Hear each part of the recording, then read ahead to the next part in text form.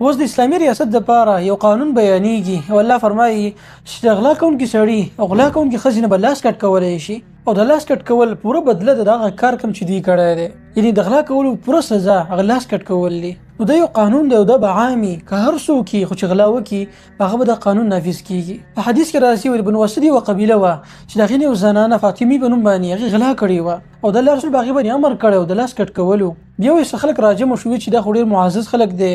او معزز خاندان سره تعلق ساتي دا زنانه، موږ به څنګه دین لاس کټ کوو؟ نو نبي اسلام چې کوم یو محبوب کس و اسامه خلکو هغه ته وویل چې ته لاړ شه او د الله رسول ته ووایه چې دې سزا کې کمې راولي او دا ښځه معاف کړي. اسامه چې راغی او د الله رسول ته دا خبره وکړه نو رسول الله صلی الله علیه وسلم ډېر په غوسه کې راغی، خلکو ته منبر باندې کېناستو بیان یې وکړو او دا وی خلکو که چېرته زما لور فاطمه چې د غلا وکړي نو زه به د هغې نوم لاس کټ کوم. د پخواني قومونه د دې د وجې نه هلاک شوي وو چې په هغې کې به کوم مالدار سړی و د هغه به جدا قانون و او کوم چې به غریبانان و په هغه به جدا قانون نافظ و. مطلب دا دی چې دا قانون عام دی، که هر قسمه کس دی خو هغه ته به دا قانون متوجه او کوم خلک چې په دې قانون کې سختي محسوسوي ګوره هغوی ځان پوه کړي چې یو جرم ختمولي وختي طور باندې، بل د جرم ختمولي د همیشه لپاره د هغې دروازه بندولي او د هغې طریقه هم دا ده چې یو کس ته لاس کټ شي او نور خلک یې ویني د هغو په زړه کې یره پیدا شي، په دې سره په معاشره کې امن راځي، استحکام به راځي او کوم چې د خلکو مالونه دي عزتونه دي هغه به محفوظ کېږي. په دې سره کله چې یو قوم راولګي او هغه احکام کوم چې الله نازله کړي دي دوی ته هغه پرېږدي، په هغې کې ورته سختي ښکاره شي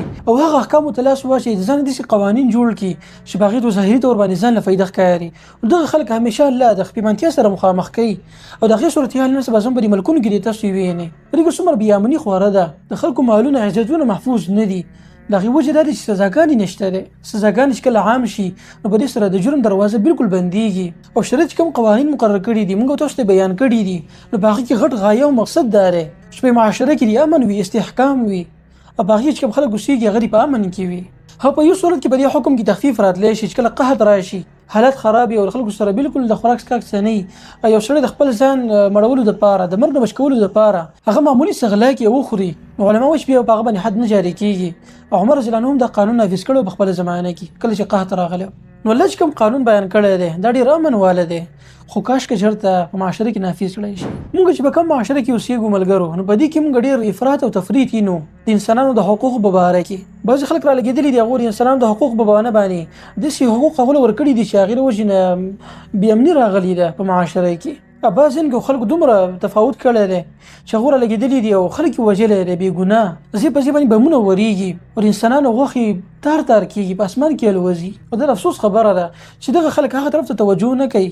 لیکن دی بل طرف ته متوجه دي په ډېر غټ مقدار کې. په کوم ځای کې چې په ناحقه باندې قتلونه روان دي نو هغه داسې دي چې انسان یې کتی نه شي او د انسان زړه خرابوي. بل طرف ته چې خطرناکه سزا ورکول پکار دي نو په هغه ځای کې دوی د انساني حقوقو په بهانه باندې سترګې پټوي او ځان غلی کوي. د دې نه معلومه شوه چې دغه خلکو چا سره چې طاقت په لاس کې دی د هغوی مقصد امن راوستل نه دي په دنیا کې بلکې خواهش پرستي ده. په کوم یو کار کې چې د هغو خواهش پوره کېږي هغه پکې خپل مقصد ته رسي نو هغه کار هغوی کوي. که د خپل مقصد د حاصلولو دپاره د یو انسان قتل وي نو دا خلک یې ښه په ډاډه زړه باندې کوي. خو که چېرته د معاشرې د خلکو خبره راشي د هغوی د عزت او د مال حفاظت دپاره خبره راشي نو دوی بیا زر د انساني حقوقو په نوم باندې چې کومه پرده ده د هغې نه شاته ځان پټوي.